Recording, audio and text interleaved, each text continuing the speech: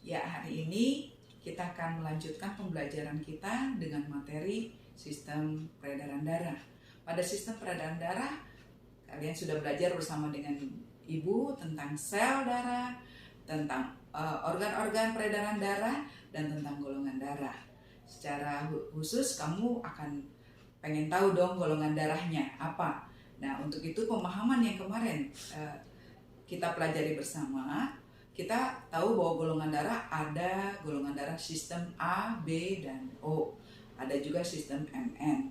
Namun yang sering digunakan di rumah sakit adalah sistem A, B, dan O. Kenapa? Kita harus tahu golongan darah kita. Satu, ketika kita membutuhkan bantuan untuk diberi di donor di transfusi darah, kita tidak sulit lagi karena kita tahu golongan darah kita. Dan yang kedua, kalau kita ingin membantu orang lain yang membutuhkan, ini menjadi motivasi buat kita semua, buat kalian semua untuk mengetahui golongan darah kalian. Nah, sekarang kita kan ingin tahu golongan darah apa pada kita masing-masing. Seberapa banyak di antara kalian ada yang belum tahu golongan darahnya?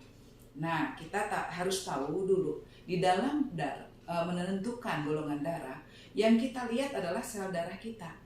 Sel darah kita, dan kita lihat darah kita itu ada plasmanya, ada sel darah kita. Nah, di dalam sel darah kita ada yang namanya antigen. Kalau golongan darah A berarti antigen A. Kalau golongan darah B, antigen B. Kalau dalam golongan darah AB berarti antigen A dan B. Sedangkan untuk golongan darah O, dia tidak ada antigen atau disebut zero antigen. Tapi dalam plasma darah manusia itu mempunyai juga yang disebut antibodi. Contohnya golongan darah A dia punya antibodi terhadap B.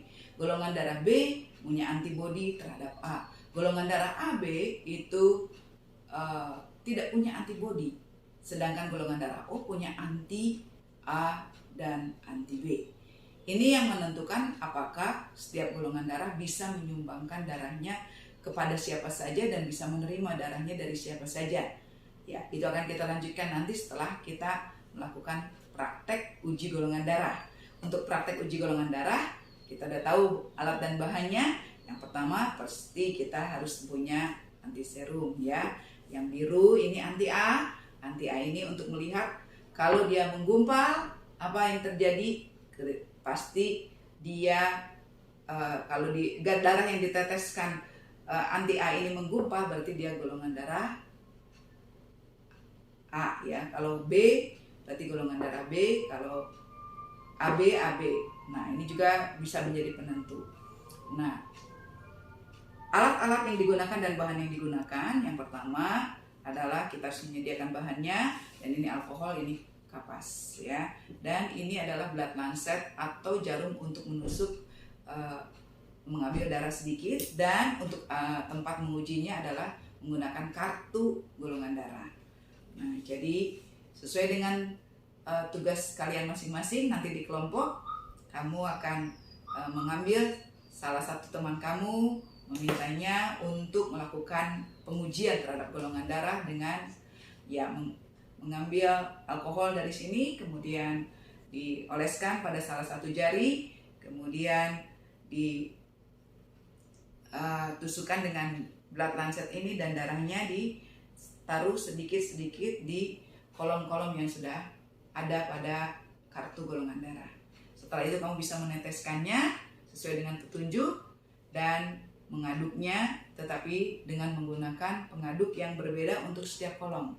Dari situ kamu akan simpan beberapa menit, dan akhirnya lewat nanti hasil yang kamu lihat dari praktek yang kamu lakukan dengan teman kamu ya, akan terlihat, kamu akan bisa menentukan golongan darah apa teman kamu itu. Nah, silakan melakukan tugasnya, dan hari ini kita sudah mulai belajar mengerti bahwa kita semua bisa menentukan golongan darah apa kita masing-masing. Terima kasih. Selamat belajar.